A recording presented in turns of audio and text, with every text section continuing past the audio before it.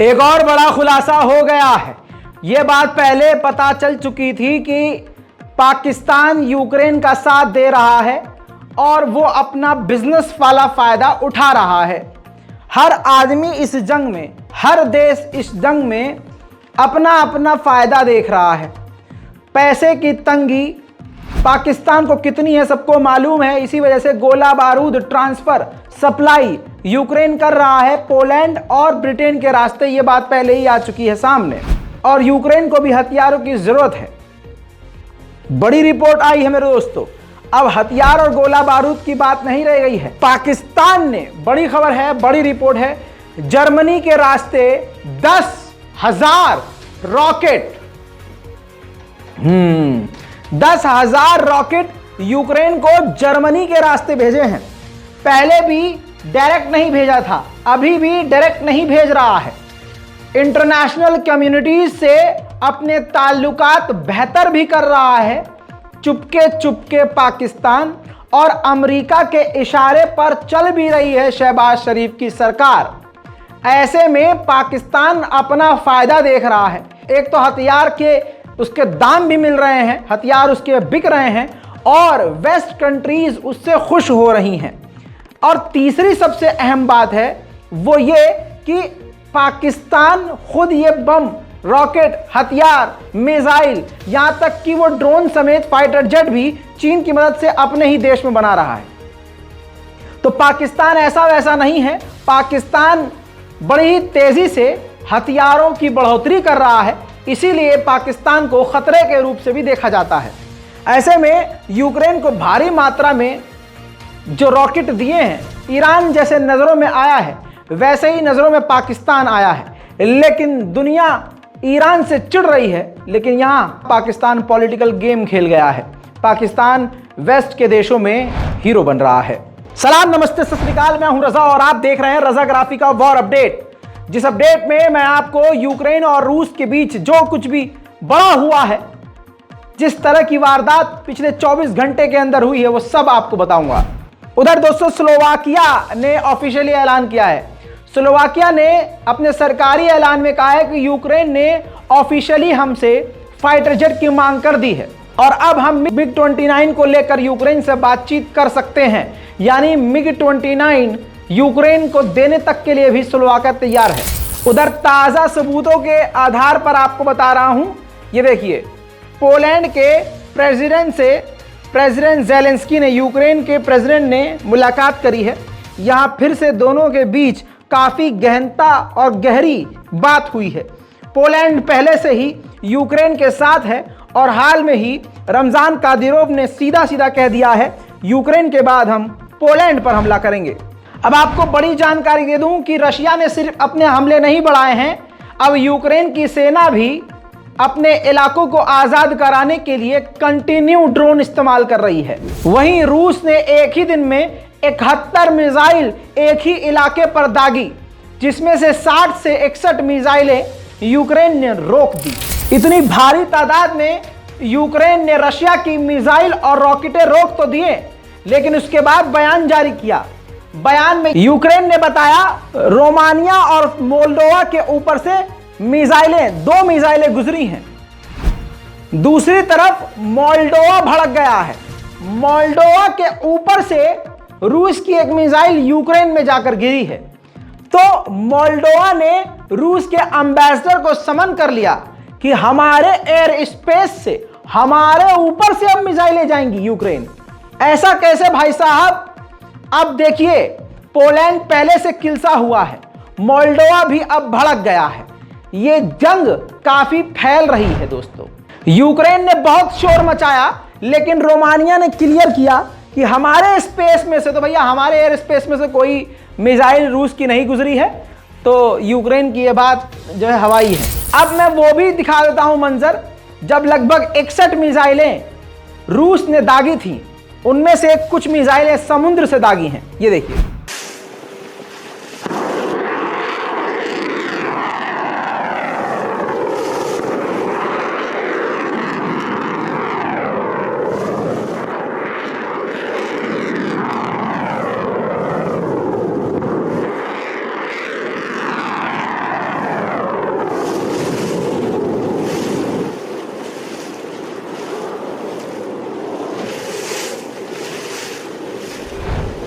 दोस्तों, हमला तो खतरनाक है।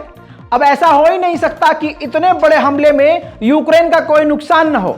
निशाना जो था पावर प्लांट था। तो ये देखिए, दिनीपर, यूक्रेन के दिनीपर के इलाके में जो हाइड्रो इलेक्ट्रिक स्टेशन था वो पूरी तरह से रूस ने बर्बाद कर दिया, तबाह कर दिया, उड़ा दिया। फ्रांस का सबसे बड़ा अवार्ड है सर्वोच्च नागरिक सम्मान। फ्रांस में इससे बड़ा अवार्ड किसी के लिए नहीं है और किसी को देता भी नहीं इतनी आसानी से। सन 2006 में फ्रांस के राष्ट्रपति ने यह अवार्ड व्लादिमीर पुतिन को, रूस के प्रेसिडेंट को दिया था।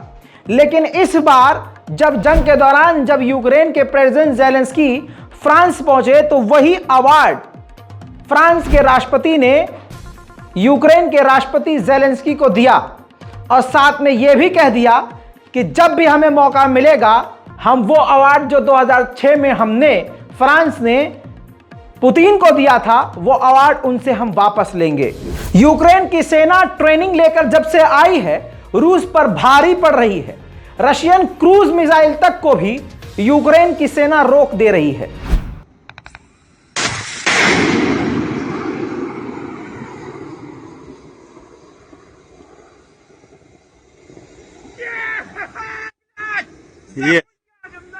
Yes. अब देखिए, रशिया से पोलैंड को खतरा है। 2 दिन पहले रमजान कादिरोव ने साफ कह दिया कि हम पूरी तरह से पोलैंड पर कब्जा करेंगे। अगला निशाना हमारा पोलैंड है।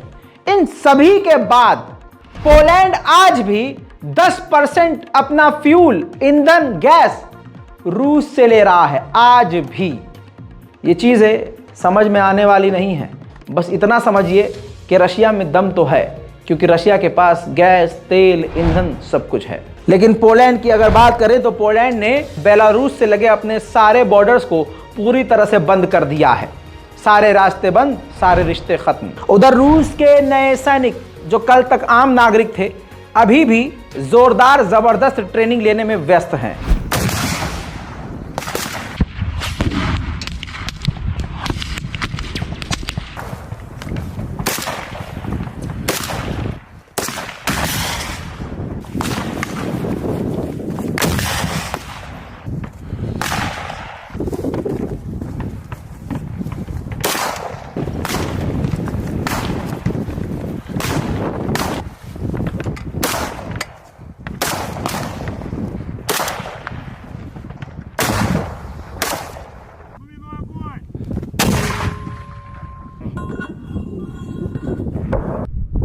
Выстрел!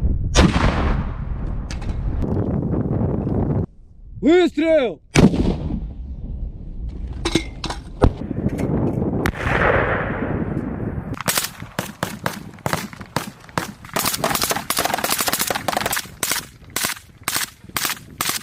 Бою!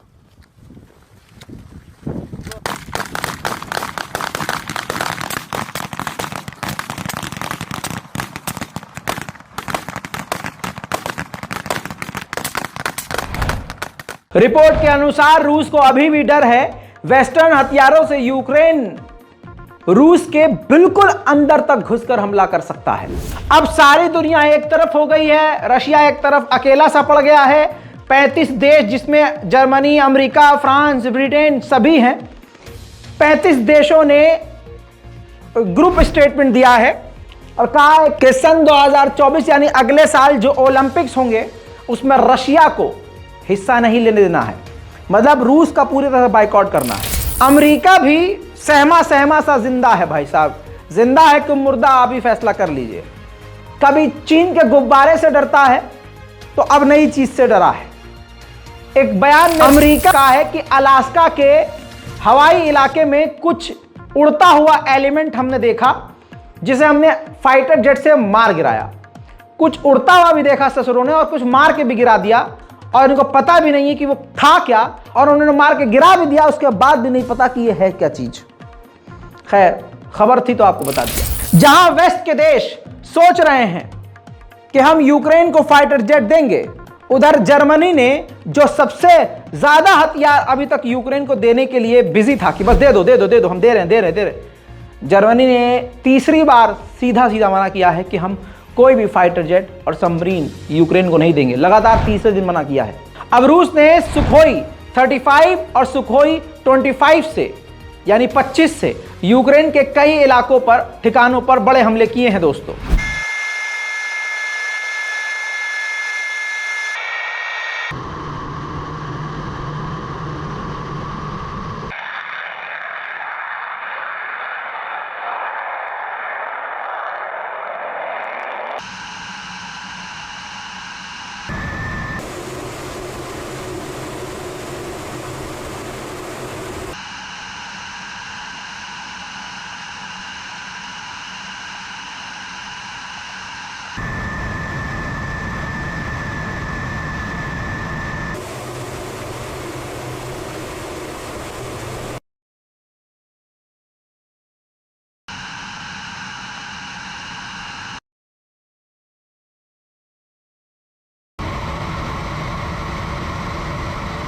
कंफर्म खबर यह है कि 20 से 22 फरवरी के बीच पोलैंड पहुंचेंगे प्रेसिडेंट बाइडेन और वहां पहुंचने के बाद कुछ होंगे बड़े फैसले और जिससे इस जंग में आएगा नया मोड़। यूक्रेन की मिसाइल रूस के बेलगरोड के इलाके में दे दनादन रात को घुसना शुरू हुई, लेकिन रूस पूरी तरह से तैयार था। रूस के डिफेंस सिस्टम ने सारी मिसाइलों को रोक डाला।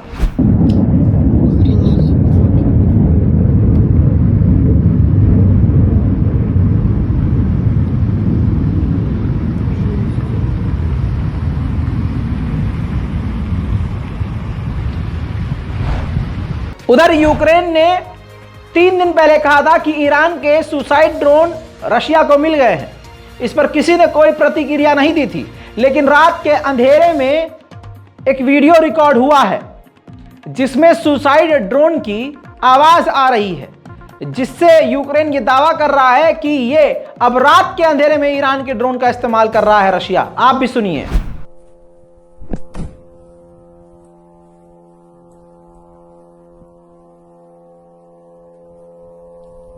Ну, давайте, пацаны. Сейчас буде.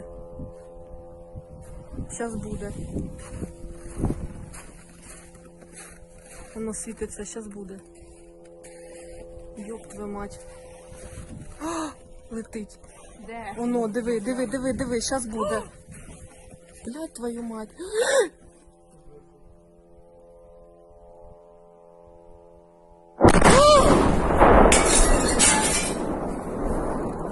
Ебать!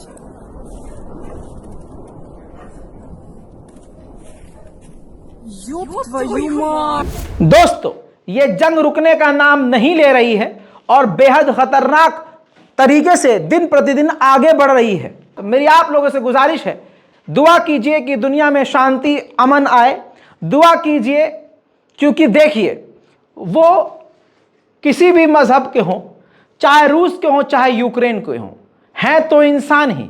ये जंग आम जनता को हिला रही है, आम जनता को झकझोर रही है, परिवारों को बर्बाद कर रही है। इसलिए मेरी गुजारिश है, दुआ कीजिए कि जंग जल्द से जल्द खत्म हो। जय हिंद।